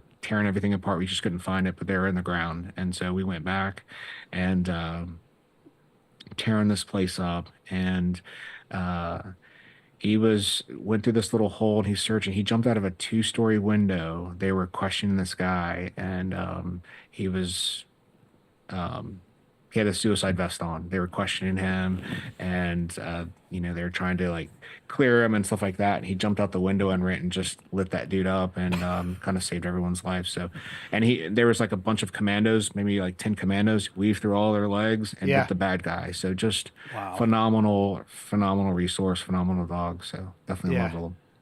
Yeah. Yeah, it always impressed me how the dogs were able. I never saw a dog bite an indige like an ally. Yeah. That they hadn't been introduced to any of these guys. Yeah. Yeah. But they knew what the threat was. They knew what the threat It's was. interesting to hear, stories like that. Like the dog is picking up on something. The same thing with the kids, Yeah. right? Yeah. Yeah. Yeah. But I've seen that too. I've seen dogs weave through our indige allies without touching them. Yeah. And it's like how does this dog know that guy's the threat? Right, yeah. It's weird. I have no idea. I have a friend who's he has this theory that there's a chemical that like basically bad people have, killers have, and things like that that they release, and that he wants to do dog thing. He's in the therapeutic world with dogs, and so he's a big proponent for using dogs as therapy dogs. But he believes that they can pick up on evil scents. And so It doesn't sort of boggle the imagination when they can pick up on like somebody before they have a seizure or before they go into, like, they can pick up on those signals. I don't know if it's a Yeah. scent or what, before something actually happens to a person. Yeah, it's incredible. I don't think we know exactly what they're picking up on, but I knew, generally their sense of smell operates on something that we call the stew theory. So if we walked in a room, and someone's cooking stew, we're like, man, that stew smells good, but we really can't isolate all the different smells in the sense.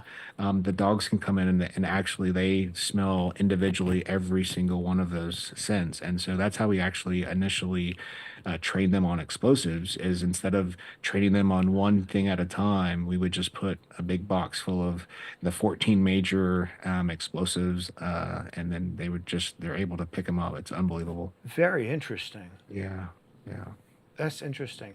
It also, when people say, "Oh, my dog can tell good people from bad people," like when people come in the house, it's like maybe there's a little bit of truth to that. yeah, yeah. Definitely, You know? definitely. No, it's fascinating. So, had you owned dogs prior to this point? Had dogs been a big part of your life? So growing up, my parents were just from a practical, I guess, perspective is I wasn't allowed to have dogs, but I loved dogs growing up. Yeah. And then my mom would just like, we're too busy. And I think that, the hair and all that stuff, she was a neat freak. And so she didn't want that. And so I grew up always wanting a dog and never having one. There's actually one time I went to Walmart, I was in high school, and they had this dog that they're like puppies, and they're like, yeah, I saw them like 3 weeks in a row. They couldn't get rid of them, and I just like kept stopping by, holding them, and finally I'm just like, all right, I'm taking him home. And this is Mutt, and I like hid him in in my parents' house for a month without them knowing. And I was like, what was I thinking? But yeah, eventually I was found out, and I had to give him to a friend. But yeah, I've always loved dogs. Yeah. So, when that deployment ends, what's next for you? This is your second time to Afghanistan, right? Okay. So that was with the dogs. It was my third. It was Oh, my with third. it was your third. Yeah, Okay. Sorry. yeah, and along the way we're losing people, losing friends, and we had to figure out how the dogs were getting PTSD and things like that. Hitting IEDs. So we had to figure that out, and we'd have to go back to square one. But they're resilient too. We would go back to square one. We had an amazing trainer at the time for seventh group who was phenomenal and just was able to kind of figure things out. But we would just go back to square one and reintroduce them to things slowly and build their confidence back up, and they were able to get right back to it. It's incredible. And I would just speak of the nature of our dogs that we would figure out at some point that dogs were kind of done for us. And then local police departments were like, man, this dog's phenomenal. And they would take them, and they were still able to work. So we'd Yeah. adopt them out that way. So yeah, that was my third deployment with the initial dog. And then toward this time, I wanted to be a chaplain. And so I had gone through the process of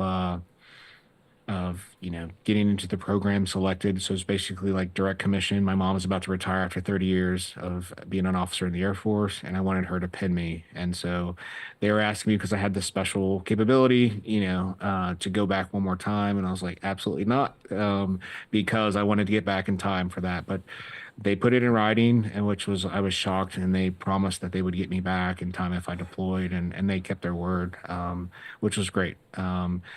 So my last deployment, it was about 3 months, and that, I don't know, one of my last couple of weeks there is getting close to when I was supposed to leave. We were in a vehicle like rollover. It was just a terrible mission. I should never have gone on it, but it was absolutely horrific. And we survived somehow. It was 8 of us. I remember at one point, the vehicle I was in was shot up, and finally we were on its side, and I can't reach the guys in front of me, so I'm thinking they're dead, calling them, they're not answering the radios, and I'm talking to the bird and stuff like that, and they're saying, be advised. So it's 8 of us in 3 different vehicles. We were trying to get these vehicles into this new area for MARSOC to come in, and they were going to helicopter those guys in, and we were going to meet them and kind of do a link up and do some training with them. Real world training. But this area had been, it's kind of disgusting. They had said, it's basically like there's an American unit and then some allies, and the Taliban had basically made an agreement with them and said, if you guys don't come out the base, we won't attack you. And so they just lived like that for several years, and they were hanging out. And so we had intel that said, hey, don't go on this mission.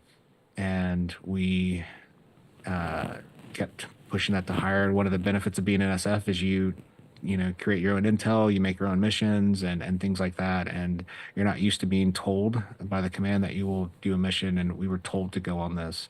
And so there was some pressure to do that. And so we found ourselves going on this mission, and the command said, this is basically like a Taliban training haven. And so there's hundreds of people. We had pictures, hundreds of guys like doing AK-47 PT and stuff like that. They were just training these guys up, and like not a good idea for 8 of us to go through this area. Like, oh, these guys have retreated for the winter time. They're gone. And so it's okay to go. And we had intel saying, hey, this guy just took a picture like a week ago. They're still there. And Right. so anyway, we're on this mission. I remember we got to kind of the decision point and just said, "Hey, sir, we're getting taken fire." He's like, don't worry about it. We'll probably get that all day. It's inaccurate. Let's push through. And once we push through this point, it's all small. Like you can only take this vehicle one. You couldn't turn around. It's just one direction. Yeah. And so we had air assets, and they're following us, and they're just saying, "Hey, be advised, like 200 meters to your, 12 o'clock, they are putting in something that looks like an ID." So we're just kind of guessing and dodging. We were doing that for about 4 or 5 hours, and we're pretty successful until we finally, I don't know if it was like an RPG or there was a guy on a motorcycle, a suicide bomber. Anyway, I just knew that we hit it and we were on our side. And so all this, fired, we were getting shot at for about 4 or 5 hours, and then it stopped all of a sudden. And so I'm thinking it stopped because it's miraculous. All these things are going through your head. I couldn't get this, we were in RG-33s, couldn't get this 300-pound door open. And I'm struggling to get that out. I can't talk with anybody. And the air asset said, "Hey, be advised, you've got 100 to 125 armed military aged men en route to your location.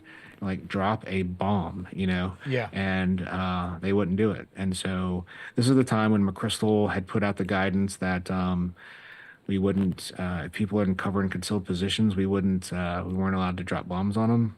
And so they were literally running with like little sticks and tarps, and that was their cover and concealment as they were running towards us, and they wouldn't drop a bomb on them. So you're gonna let these 100 guys come and shoot these up, and we're willing to fight. We're willing to fight any point, but we were definitely outgunned, outmanned, and we were in the low ground. That's the only way to get through this, and they're just coming from the high ground. So at this point, when the vehicle's upside down or on its side, I mean,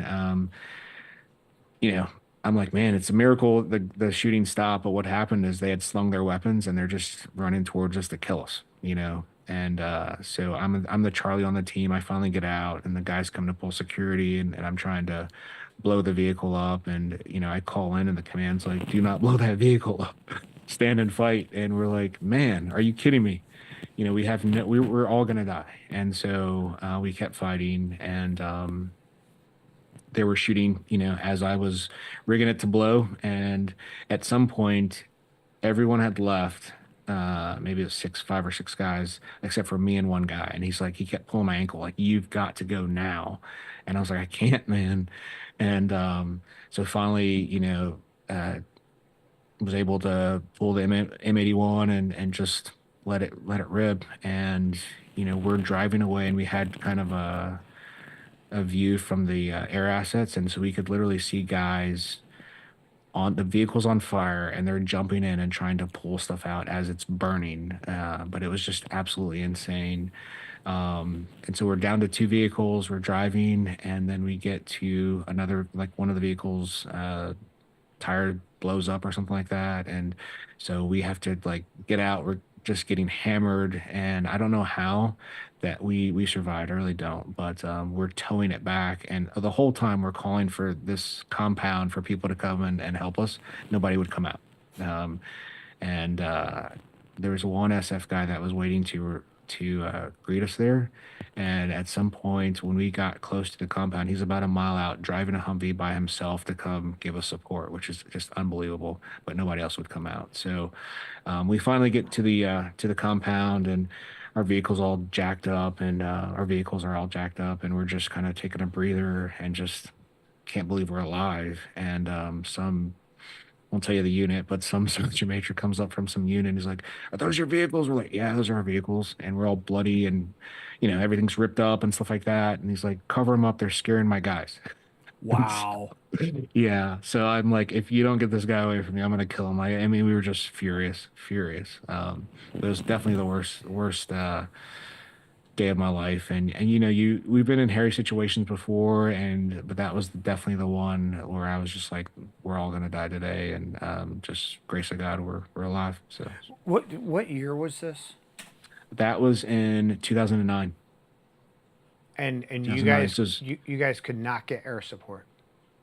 we had air support with us. They were following us, so You couldn't that was get part of our cast, plan. though. They wouldn't drop. They wouldn't drop. Yeah, That's unbelievable. yeah. So just, I mean, politics were definitely involved in it at that point, and so just my friends that have stayed the course, and I still have friends that are still fighting. I'm just thankful, Yeah. because I know what they're dealing with. Their hands are tied often, and I'm just grateful for them. Wow.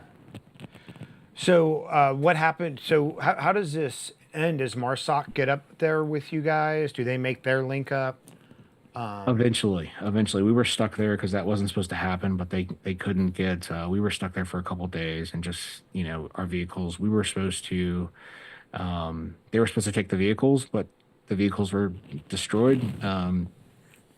So it really was a wasted day, wasted a couple of days. But Yeah. we were stuck there, and we finally were able to get out, and the link up happened. But this was in the bad area. This is in that area where I can't remember who it was, but one of the 82nd guys went missing. I think it was Bergdahl? a bad drop. Yeah, yeah. It was a bad airdrop, and they went looking for it, and they snatched him up and killed him. So yeah, it was that area. So during that time, we got to just get out of the compound and go help search and stuff like that as well. So So that wasn't Bergdahl. That was somebody else. no, I'm sorry. I thought you were saying Baltimore Gob is the area that we were Oh, in. yeah. Yeah. Yeah. So about the becoming a chaplain, did you already have seminary, or was that part of the? How does that work? I was taking classes while I was in, and Okay. so I had like a year left. Seminary is kind of 3 years, 90 credits if you're going to do it full time. So during the course of my career, I was taking classes. So I had a year left, and it was actually to the point where the Army wanted me to stay. They were in such need of chaplains. I went to Ranger School as an E7, and so that's because I wanted to go SF. I know you can't stay in SF, so I wanted to support SF. And then I was hoping that because I was tabbed, they'd at least let me go to Ranger Battalion and kind of bounce back and forth. That was kind of my plan.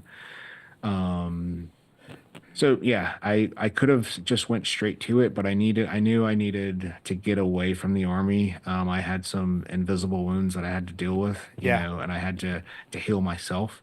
That was my plan, just to get back. And this last deployment, I didn't really know. So TBI wasn't a big deal. Or I mean, I'm sorry, it's not that it wasn't a known big deal. so It wasn't well known, Right. and so I hit it one because I wanted to get back in, and so that you come back and they're like, "Hey, how's your deployment? Did you hit any explosives or whatever?" I'm like, "Nope, I'm good." And when I got home, I was blacking out for no reason. If I got my heart rate up, I would pass out, and for the first time in the 4 deployments, I was having nightmares and stuff like that, and so. I had a photographic memory growing up, and that was gone. Bless you. Photographic memory growing up, and that was gone. And I was looking for answers, but no one had them. I went to Duke University, and the doctor was like, "This guy's supposed to be number 3 in the country or something like that." So he's just doing his in processing stuff, asking me simple math, and I'm like, "I'm sorry, I don't know what's going on, but I don't know the answer to this question, and I don't know I can't remember how to do the math." And it was like 2 + 2 or something silly. Yeah. So I'm like, something's wrong with my brain, and he starts laughing. I'm like, "I'm not an idiot. I had a master's degree at the time. It's like not that I'm stupid. It's just something's wrong." And so that was kind of the first step of me getting frustrated with the treatment process. Yeah. I went through a lot of stuff through the VA, and at that point, I was more of they were testing me to kind of get answers. They weren't giving me treatment, and so it was a pain point. And eventually, I just stopped trying to get help. So it wasn't until about 2 or 3 years ago that I got the MERT treatment. That was just so helpful, so helpful. Can you tell us about that? Yeah, the MERT is magnetic resonance therapy, and so you can go and get it. It's about 7 to 8 week process, but every day it's probably a 30-minute process. So they measure your alpha waves, your brain waves, and they show you kind of where you're at. And they also initially put that up to where it's supposed to be at, and it just those 2 images were super helpful to explain how I felt. I had an image to say, yeah, this is exactly how I felt. And so, at some point you think like maybe you're the problem and that you're your week or whatever it is. But that was really helpful for me just to see. But then every 9 days, you get another EEG to show you your brain waves, and you can actually see it, your brain starting to heal itself. So it's off. You have this chart that you can compare it to, but you see your brain waves starting to get back on track and back in alignment to how a proper functioning brain should be. And my brain's not perfect. You know, I have TBI really bad. I forget what I'm saying halfway through things, but the brain's resilient, and it's my brain's not the same as it used to be, but it works differently, but it's still a brain and it still functions great. So I'm just thankful that I had that treatment. And one of the things, probably for 10 years, I didn't get more than 3 hours of sleep a night, and I couldn't be in like bright lights and things like that. That's gone. I can sleep like 8 hours, and I think a lot of, sleep leads to like PTSD issues and things like that, and it really helped me a lot significantly. So. So, so did you actually leave active duty? Did you leave the Army when you became a chaplain? I did. So I Okay. left to go into the reserves to finish my last year of seminary. So I was actually a chaplain candidate. So I was in the reserves, which was also very painful, just to leave that. So that was like me cementing the fact that I knew I didn't want to go back to the regular army. It was painful, Sure. ask someone to do something, you have to ask them 10 times, and just it wasn't the same caliber of people, and that's who I really wanted to serve. I felt drawn to the SF community, the special ops community. I wanted to serve that group of people. And of course, over years of being in the group, I saw people that were suffering, and those are the people I really wanted to help. So, yeah. You talked about your faith, how it was more performative as you were growing up. At what point, or was there a point in your military career when you've accomplished everything you set out to do? Not only have you gotten into SF, but you've taken a step further into, to be a combat diver. At what point do you start thinking that you want to serve in a different way? Yeah, so I'd go back to that first deployment. So I had just a rough time personally through like a relationship issue, my first deployment, and I've told two people since then, but they didn't know. My team didn't know, and this was probably in the last 3 years that I've told them on my team. But that deployment, I tried to kill myself, and they thought that, I probably took, I don't know, 150 pills and stuff like that, and somehow I got in the middle of the night and just I don't know what happened, but they found me like the next day, 10 o'clock in the morning, just laying in the middle of in our little compound area, getting smoked by the sun, and they just thought I had some virus or something. But I was just, dealing with that issue.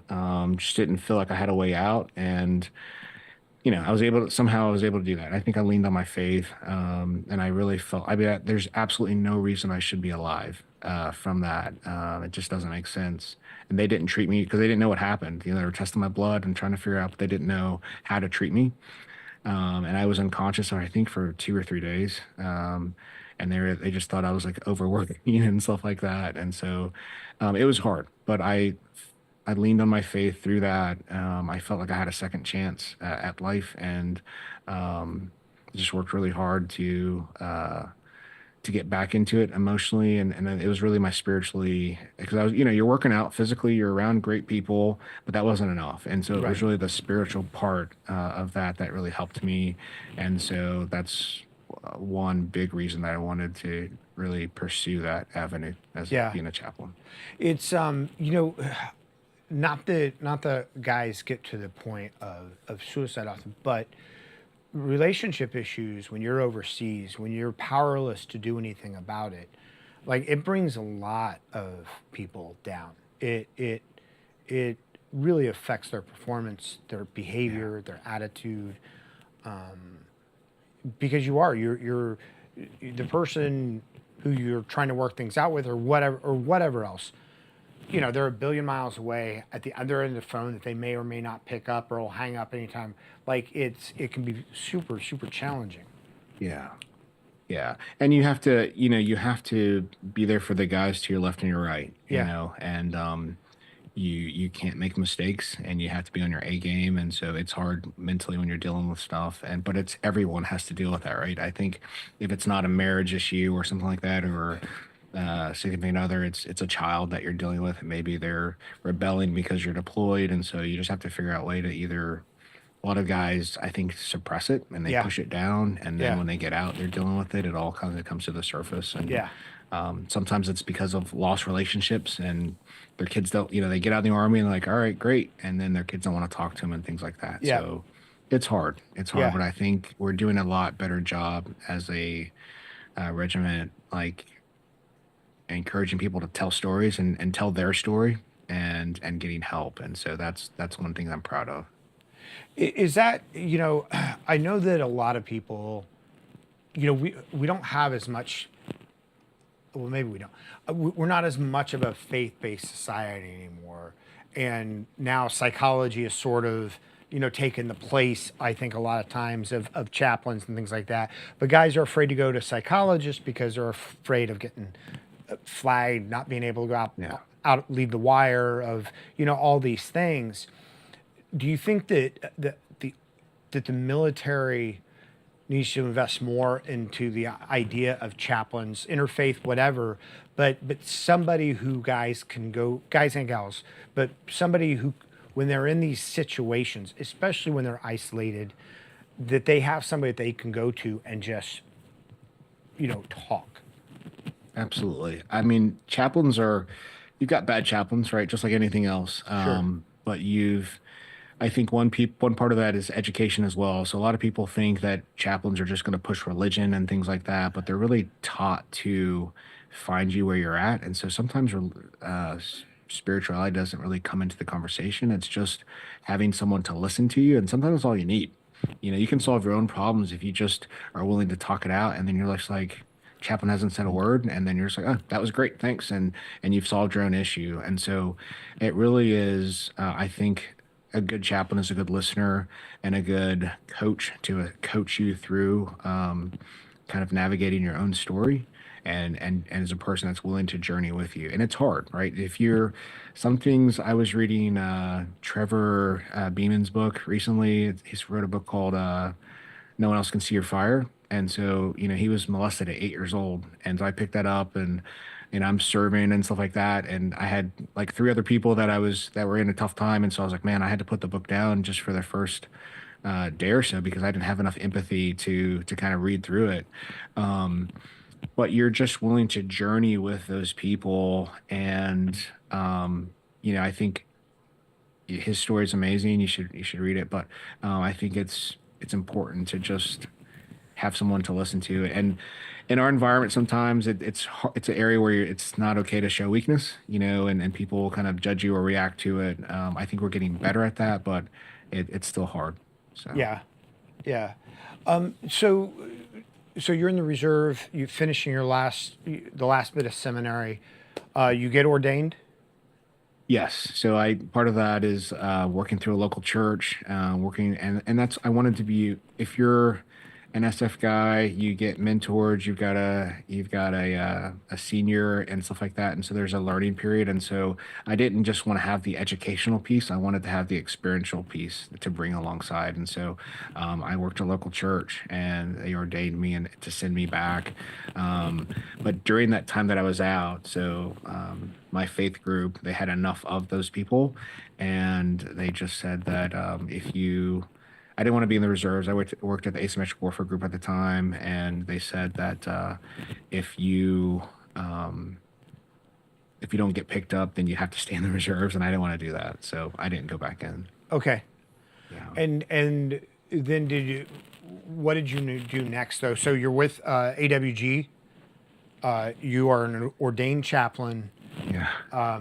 Which, is, it's one of those things that, of course you are, because you're former SF, so that makes total sense, but also, how do those two pieces fit in your life? Yeah, I mean, I always went in the be within the mindset that I get to be with these people. So AWG, like, man, legends worked there when I was there, and I got to be around those people. I got to hear their stories, and I just got to do life with them. And so there's a transitional period. I know a lot of people suffer transitioning, even as contractors and being at a great unit as AWG. So I think my ministry, if you want to call it that, was just being there with these guys and helping them transition. So finding joy in being out of the military, part of it, I think. So people summarize. One guy was asked, what do people want from work? And he summarized that people want to be on a winning team, they want to be valued, and they want to be on like do inspiring work. And so generally, I think people could find two of those three, but they couldn't necessarily find all three after leaving the military, and so they struggle. And so I would just kind of come alongside guys and just kind of encourage them to take what made them great on active duty and the skills that they learned to take that into their next venture, whether it was starting a company or being in the role that they were in. But a part of that, I think, is the contracting world as well. So contract, they bring you in, they fit you this one role, and they hire you for that role. And then 5 years later, the contract ends, and they're like, "Hey, thanks for your service. See ya," and they cut you. Ideally, I think that they should say, "Hey, we're hiring you for this role, but we're predicting out, what we would need in the future, and so we're going to develop you in this role to fill this role in 3 years or so."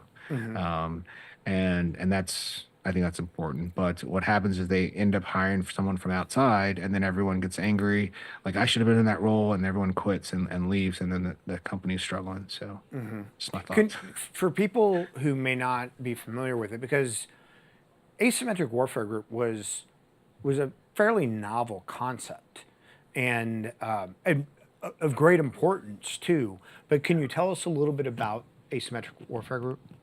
Yeah, so I mean, the goal was to, plan out and to see where the enemy was going to be next, right? And so you're finding ways to understand the mindset of the enemy, and we're at the same time developing training plans to defeat that capability before it even got off the ground. And so I think that's the biggest part of AWG, but they had like, R&D and stuff like that as well. But that was the best thing that AWG brought to the table. And it's a capability that I'm not aware that we have now, and it's needed. Yeah. Yeah, it was a very unique group.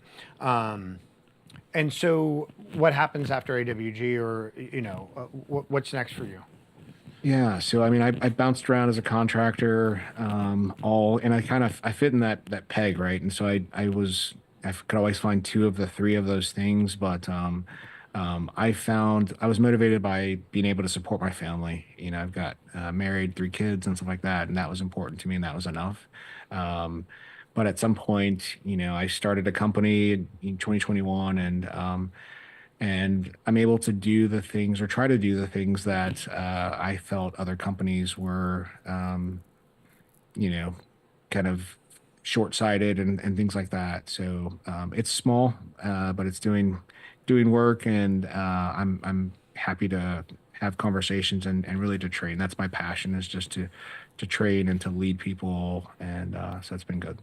If you want to plug your company, feel free. If you want to talk about Yeah, it. it's Olive Drab Technologies LLC, and we focus on really program management, but focusing on also the people. So finding the right people for the right jobs, and filling shoes on contracts. So Olive Drab Technologies. Technologies LLC. Yeah, people check that out. And then so that's what you're working on now. And what else? You're married, three kids. Yeah. I assume they all swim. They do. They do. I think it's important. I think that's one of my biggest tricks, Dave, is that, if you're wise, you at some point have to trick your kids into loving the things that you love, and so that you can spend time with them doing the things that you enjoy. Right. So I've coached that into them, and we all love the water. We love getting away, and we always try to take vacations around water. That's fantastic. And what else is going on for you right now? So I volunteer. I do a lot of volunteering, and so again, my passion is just to help people. So I serve as a chaplain for the local hospital. I get in there like once a week, and that's been fantastic. It's hard. I mean, people die all the time, but I really consider it a privilege to be next to them. Last week, a dear Marine, Vietnam vet, passed, but I got to spend kind of his last moments with him, and he told me the story. I'll share it with you. He said he went into the Marines. He was 5'7", lost his legs in Vietnam, and so he was getting his prosthetics made and stuff like that. And the guy asked him like, "Hey, how tall do you want to be?" And he said, "Are you serious?" He said, "I've always wanted to be 6'2". So he said, "I went in the Marines 5'7". I came out 6'2". So I loved it. I loved it. I told him I'd keep sharing his story. But yeah. And how? So you are obviously you're somebody who has been around death. Your best friend died in scuba school. Yeah. Committed. What was the phrase? Death Body bag or bubble. body bag or bubble, right? Yeah. And he was committed to that. And then throughout your years in combat, and now as a chaplain and sort of also as kind of a death doula, I guess, or I don't know what the term for that is, but as somebody who sits with people, what's that theme like? What is your experience from the past like brought to you? Does it trigger things for you because of your past? Does it make you more empathetic or understanding because of your past? Yeah, I would say one of the two of the best things about me are that I'm willing to cry, and I had to learn that. So my father passed away 2 years ago, and I had to do his funeral, and I just noticed, you go into that mode, you gotta do the work, and I did the funeral, but you step back afterwards and you're reflecting, and I just remember like, man, everyone around me was crying. I didn't shed a single tear. Didn't shed a single. Well, it wasn't that I wasn't grieving, but I didn't shed a single tear, and so I just noticed that I'd lost that capability. And when I thought about it, I'm like, man, it's been 15, 16 years since I've shed a tear. And I think that's the worst thing I've done for my kids is that I didn't show them that it's okay to cry, that it's okay. There's moments for it, right? You don't want to just be a crybaby, Right. but that you to have empathy. And I showed them that dad gets up early, dad works hard, and that,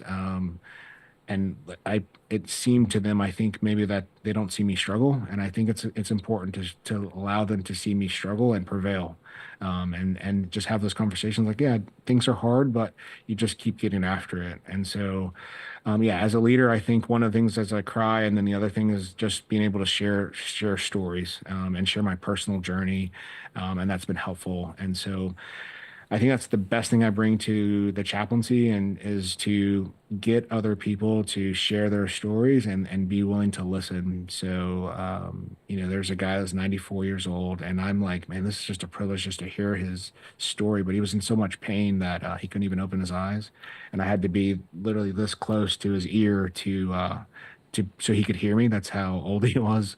But man, he was just sharp, and his story was amazing, and I got to help him process death, right? And so you live this great life, and I just got to help him navigate that stage. And he died when I was holding his hand. And so yes, it's hard, but I think if it weren't for my time in the military, I don't think I'd be at this point. I don't think I'd be as great of a caregiver as I am, but it's been through the lessons learned through some of those hardships. Yeah, it's fantastic. Have we left anything out? Well, let me talk about your book for a second, real quick, because I really enjoyed this book. It's a super easy read. It's a great read. It is not it's different from any other book that we've read from a veteran of this time period, because it really is just about your pursuit, your history with water, the Black community's history with water, which was fascinating. And your pursuit of special forces, and then the diver qualification. And it's got a great title that when I saw it, when the Combat Diver Association posted something about it, and it just immediately made me laugh. And I was like, I need to talk to that guy right now. And Lino put us in touch. Yeah, I appreciate it. I appreciate it. And while I will often recommend, the books we have on to everybody, or tell people what I like about them. One things I'd recommend, this, not only is this a great book for an adult to read, but this is a great book, I think, for a teen to read, because it shows, positivity through adversity, through, succeeding through failure. When things don't work out the way you want them to do, like how you reassess, how you, meet yourself where you are and try again. It's a fantastic book. It's a fantastic book, and I highly recommend. Black People Can't Swim. I highly recommend it. And like I said, it's a great, links down in the description. It's a great book for adults, great book for teens. Do we have any questions for David? We have a couple. Okay. Have we left anything out that you want to talk about? I don't think so. Yeah. And then the next show, you guys, I'll be out. Will you guys be doing that on the 20th with Uriah? Uriah Pop. Okay, so that's coming up on the 20th for you guys, and then episode 300, October 3rd, I believe. John Ramsey, thank you very much for the generous donation. Oh, this is one of the best military channels on YouTube. Thanks, John. We agree. And we are one of the best because we get people like Damone, and we deeply appreciate you spending a Friday night with us. M. Corbin, thank you very much. What would you alter, if anything, about combat dive school? Yeah, that's a great question. Again, I don't know where they're at now, but I would bring it back to, everyone went to the last hard school, right? But I would bring it back to just how it used to be as far as doing the hard stuff in the pool. Though people have passed away in that school, they've got the best staff possible. It's one of the best places to be, and so sometimes it's just people's fate. But yeah, those lessons are needed, so I would put it back to what it used to be. Do you think that has the school, because I know the school has a reputation as being probably the most challenging school in the U.S. Army. Do you feel that may not be the case anymore in terms of, have they become too risk adverse for that? I'm not sure. I don't. Okay. I don't know exactly how they're doing it, but I know I think they've changed it back to a little bit, the way it used to be. So I think maybe they're taking the necessary precautions in their minds. But from the people I've talked to, it's still difficult. It's still difficult. So, yeah. Sure. And then again, another one from Corbin. Thank you very much. From my work with dogs, they are self-aware, in my opinion, that mirror test is stupid. I don't know what the mirror test is. Do you know what the mirror test is? I'm not sure what he's saying. I guess it's Maybe he's saying that the dog doesn't recognize itself in the mirror. Oh, I gotcha. Yeah. Gotcha. Yeah. Yeah. Dee, did you see if we had anything on Patreon? Some pets are smarter than others. I think some recognize themselves and realize what they're looking at, and others definitely do not. Absolutely. I mean, Absolutely. look, to be honest, there are mornings I don't recognize myself in the mirror. So, Who the hell is this old guy looking back at me? what's going on here? Yeah. Damone, thank you so much for your time. We deeply appreciate it. I appreciate it. It's been great. Great chance to meet you guys, and I appreciate you having me on. Check out our friends at Casa Carabeo Cigars. Last shout out, casacarabeo.com, run by a 7th Special Forces Group alumni, retired warrant officer. Please go check them out, guys. And that's it. Next show is with these two guys on the 20th. Thanks, everybody.